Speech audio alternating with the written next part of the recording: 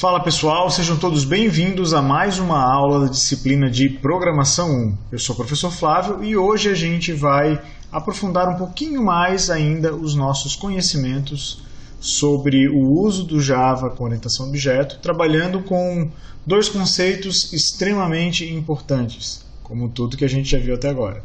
A parte de Java Bean ou Pojo e operações com objetos. Legal, pessoal?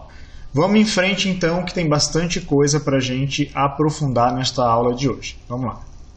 Primeira coisa, pessoal, o que é esse tal desse Java Bean, né? Que encrenca é essa, né? Pessoal, uma coisa que é bem importante, né? Se você não assistiu a primeira aula da unidade 1, que fala sobre a história do Java, mais um motivo para você assistir. Tá? Lá a gente fala sobre a história e evolução da linguagem. Tem um ponto durante a trajetória da linguagem, da evolução da linguagem, que é a aparição, né, ou a definição de uma comunidade, né, que é justamente a ideia de tu trazeres usuários, trazeres arquitetos de software, né, para dentro, né, da sala, como diz o outro, para sentar na mesa e tomar a decisão, né, ou tomar as decisões sobre a evolução da linguagem Java. Né? Então, quando se montou essa comunidade, né, de desenvolvedores, ele justamente permitiu o quê? Permitiu que fosse, além de traçar um roadmap de evolução para a linguagem, também fosse possível definir algumas boas práticas, certo? E isso na forma de quê? Na forma de algumas definições, né? E de algumas convenções, principalmente. Né? Então, quando a gente trabalha com Java, existem algumas convenções que elas são transversais, ou seja, em qualquer lugar do mundo, quem trabalha com Java, ela segue essas recomendações. Para quê? Para garantir justamente que seja mais fácil o processo de leitura, o processo de escrita, trazendo um conjunto de práticas que são reconhecidas pelo mercado, certo? Garantindo então uma melhor qualidade de código, certo? Então, o Java Bean ou Java Beans, ele vem justamente com essa responsabilidade. Ser então uma forma padronizada para interagir com os atributos de classe. Vamos resgatar a ideia lá da nossa aula passada, quando a gente falava do conceito de classe. Uma classe nada mais é do que o quê? Uma representação formal, certo? De um conjunto de características e ações exercidas por objetos semelhantes. Legal?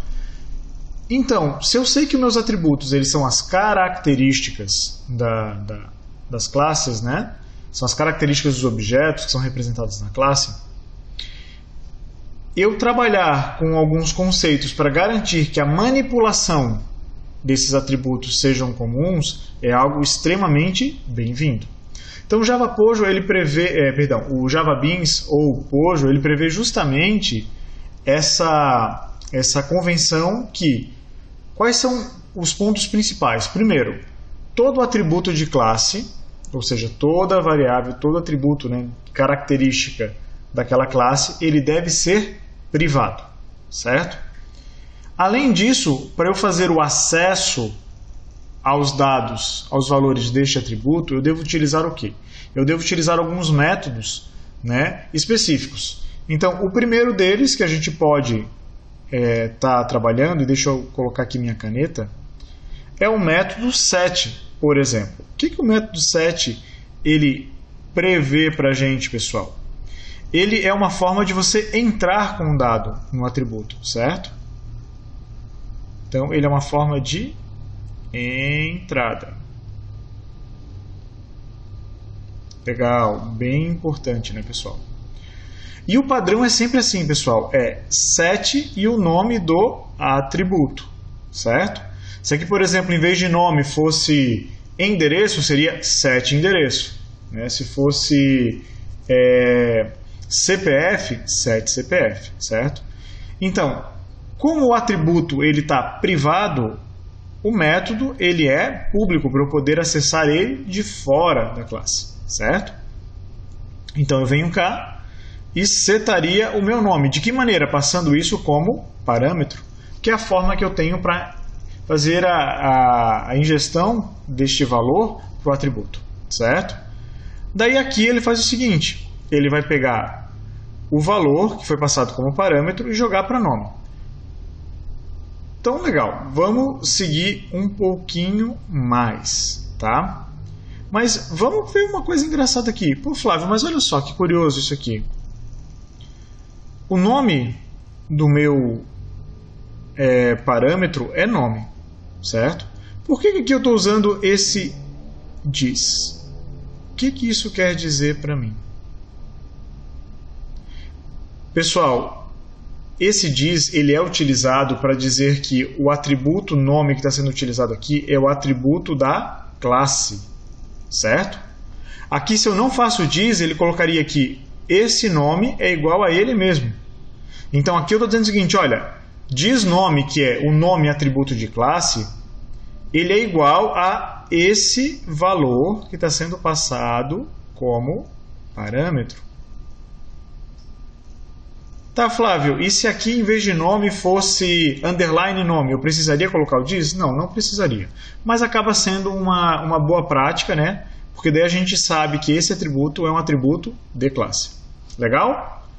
Da mesma forma que o setNome é a entrada, o getNome é a saída, certo?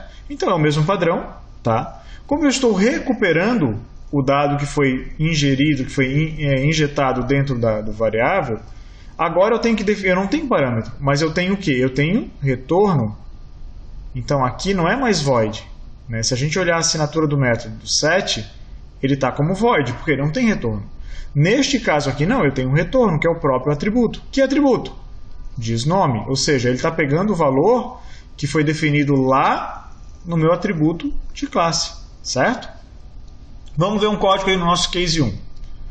Então aqui, pessoal, que a gente tinha lá no nosso exemplo do carro, num primeiro momento eu fiz tudo como public.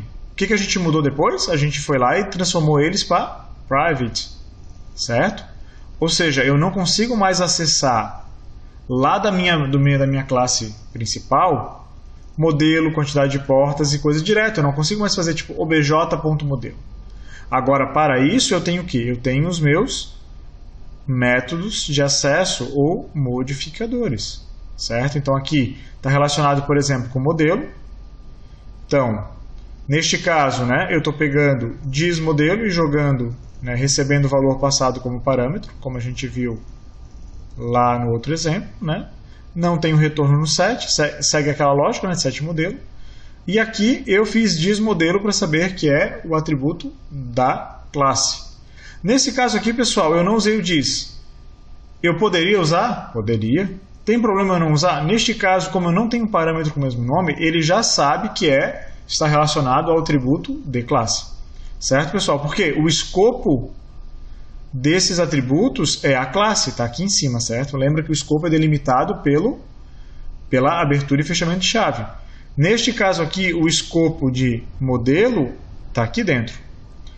A gente sempre trabalha com o conceito do menor escopo, ou seja, se esse parâmetro está sendo passado com este nome aqui, se eu chamar modelo só, ele vai considerar o que está dentro do escopo do método. Então, para acessar o escopo de fora, eu tenho que fazer o diz.modelo, porque é uma característica do carro, certo? Então, mais uma vez, esse valor aqui, né, ele está sendo referenciado aqui e está sendo referenciado também aqui. Certo, povo? Então aqui é a forma da gente, o get receber o valor, né, ler o valor que foi gravado, e o set entrar com o novo valor. Legal, pessoal? Vamos ver como é que ficaria o método principal. Então o método principal aqui, basicamente, eu fui lá, declarei e instanciei meu objeto tipo carro, certo? Eu vim aqui e fiz obj.setModelo e passei como parâmetro. Antes estava como obj.modelo igual, então agora não mais, agora eu passo isso como parâmetro via setModelo, o mesmo para setPlaca e o mesmo para quantidade de portas. Tá, professor, como é que isso funciona na vida real? Mesmo esquema da outra vez, né? Aqui eu declarei, então eu fiz obj. Né? Ele aponta, como ele faz um new carro, ele já gera um espaço em memória alocado, que tem o quê? Tem justamente modelo. Opa, perdão, pessoal. Modelo.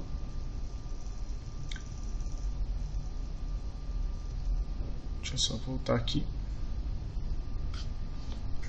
Deixa eu começar o desenho de novo, pessoal, que não ficou legal. Deixa eu apagar aqui. Só vou apagar aqui esse cara aqui pra gente retomar. Mas então eu tenho aqui o meu modelo, a minha placa e a quantidade de portas.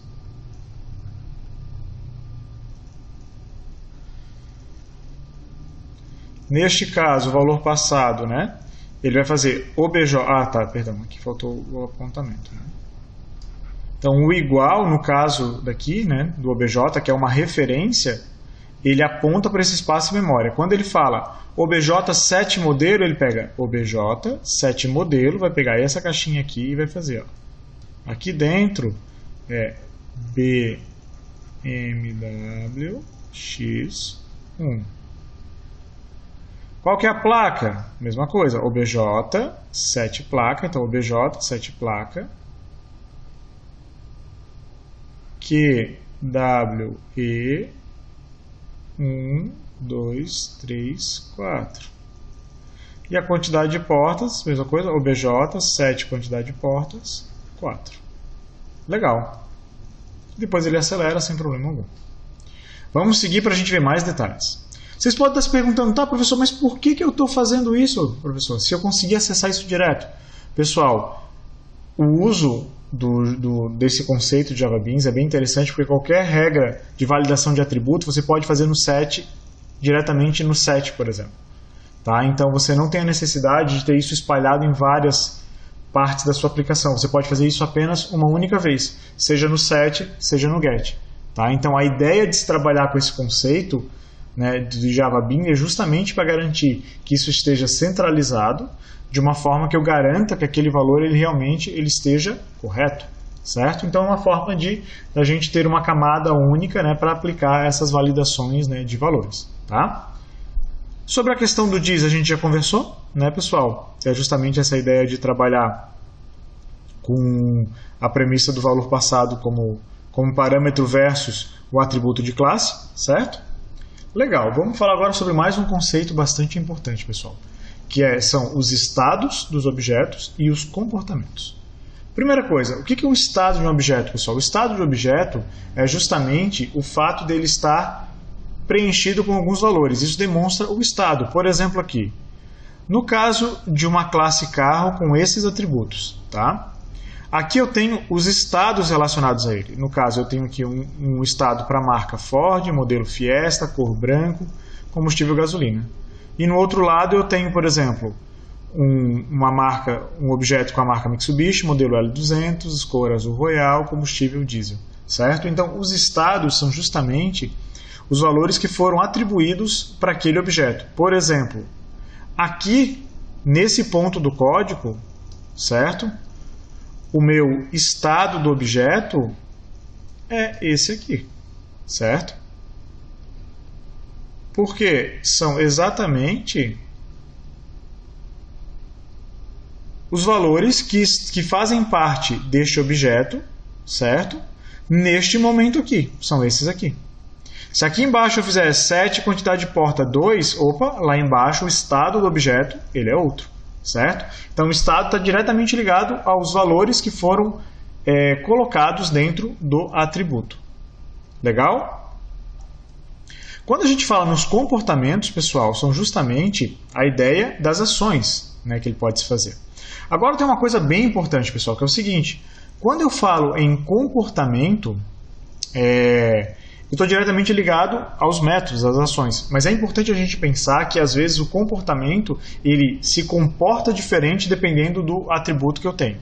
Um exemplo bastante simples é aqui, por exemplo, no meu comportamento de acelerar, ele apresenta na tela a informação de acelerando com o motor e, por exemplo, o valor que é passado. Se é 2.0, ele vai mostrar acelerando com motor 2.0. Se for 1.0, vai aparecer acelerando com motor 1.0. Ou seja, a ação ela tem dependência direto com o atributo em questão.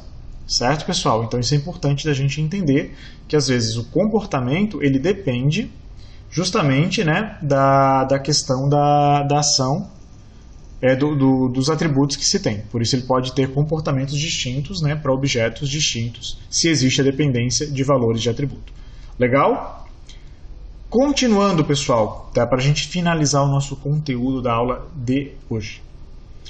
E quando eu quero, por exemplo, fazer comparação de objetos, como é que eu faço? Basta fazer a instância de 2 objetos e depois ir lá e, na prática, aplicar, por exemplo, OBJ com OBJ2 e verificar se é igual? Não. Primeiro vamos fazer um teste simples. Eu venho aqui, tá, pessoal? Pego aquele mesmo código, eu declarei e instanciei um carro, setei os valores e eu vim aqui e fiz assim, system.out, println, e ele me mostrou isso aqui. Que diacho, que coisa é esse cara aqui? O que esse cara, na verdade, ele representa, O que essa informação representa? Pessoal, isso representa, tá? Vamos dizer assim, o endereço do espaço em memória que foi alocado pela Java VM para aquele objeto em questão. Tá? Isso é uma informação extremamente importante para a gente lembrar. E daí, para ficar um pouco mais claro, nós vamos ver código. Tá? Então a gente continua lá com a nossa classe carro, com aqueles atributos, aqui com o motor no caso, e vamos para o principal. Tá?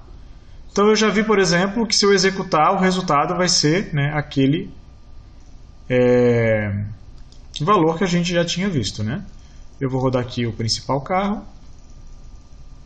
Vamos ver o resultado, se realmente ele se mantém daquela forma que a gente tinha visto.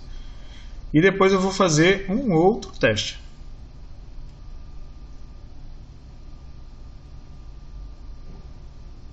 Vamos ver aqui, a saída foi esta daqui.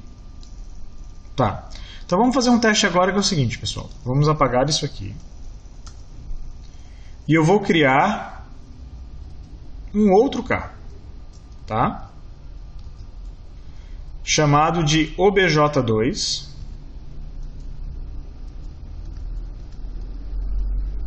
E aqui vai ser o quê? Vai ser, por exemplo, em vez de ser uma X1, vai ser uma 330. A placa vai ser QWE 4321 e a quantidade de portas vai ser essa aqui. Tá?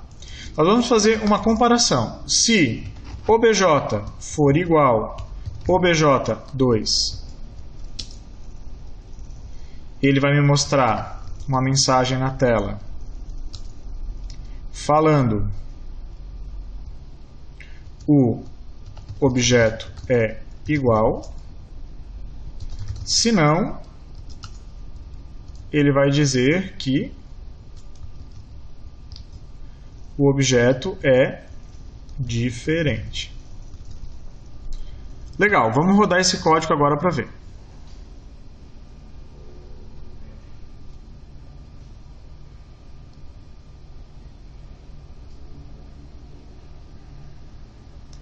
Vamos ver.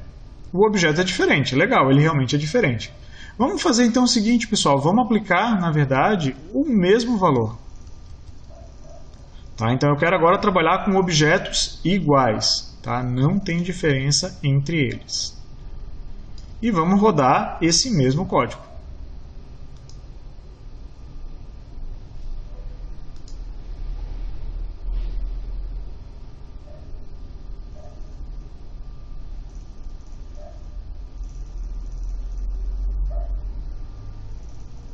Olha o que ele fala. O objeto é diferente, mas... Poxa, Flávio, o objeto é igual. Como assim ele é diferente? Cara, não estou entendendo isso.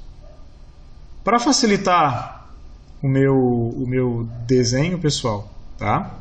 Que eu vou explicar isso aqui desenhando. Para facilitar meu desenho, eu vou considerar apenas o modelo, certo? Então, na prática, vamos fazer o seguinte. Eu tenho lá, por exemplo, nós vamos fazer o caso real. Vamos lá. Eu tenho OBJ, certo? Que foi declarado, que aponta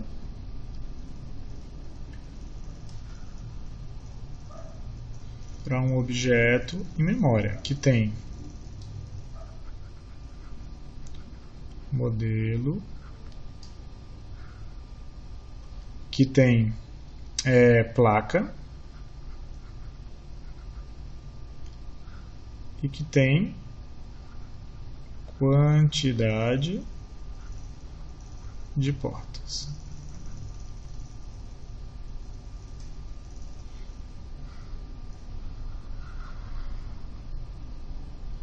Neste caso aqui, neste caso aqui, o valor de modelo é PMWX1 e a placa é QWE 1, 2, 3, 4. E ele tem 4 portas. Depois, naquele código que a gente fez, a gente tinha o objeto 2. Então aqui ficaria o BJ2. Reparem que ele faz o que? OBJ2 new carro, ou seja, ele instancia um novo objeto. Sempre que a gente faz um new, ele instancia um novo objeto. Então ele vai vir aqui.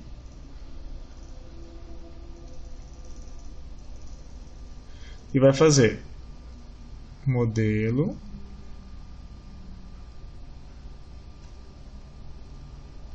placa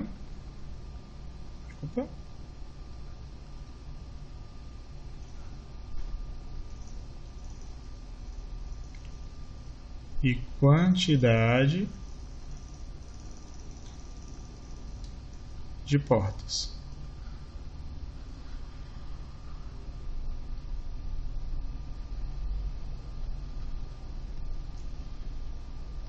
Como ele faz o igual é porque ele está apontando, a referência está apontando para cá.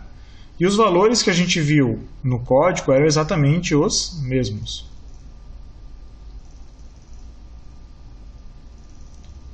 BMW X1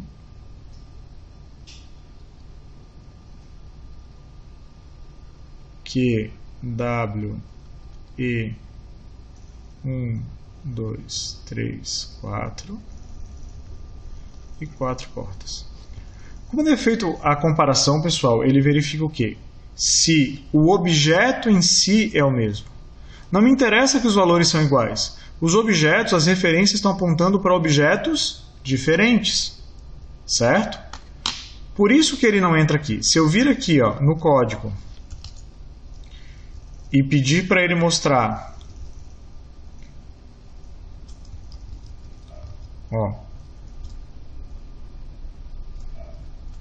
fazer assim, mostrar primeiro o valor de OBJ, concatenar isso, tá?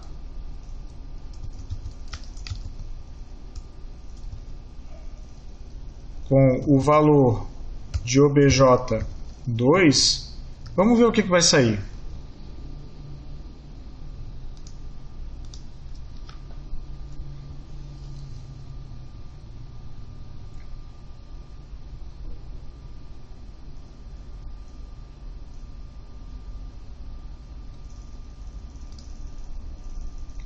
Reparem o seguinte, o objeto é diferente e reparem que os espaços em memória eles são totalmente diferentes. Aqui é 3, 6, 6, 7, 9 e tal. Aqui é 1, 6, B4. Justamente, pessoal, por conta do que eu tentei representar aqui.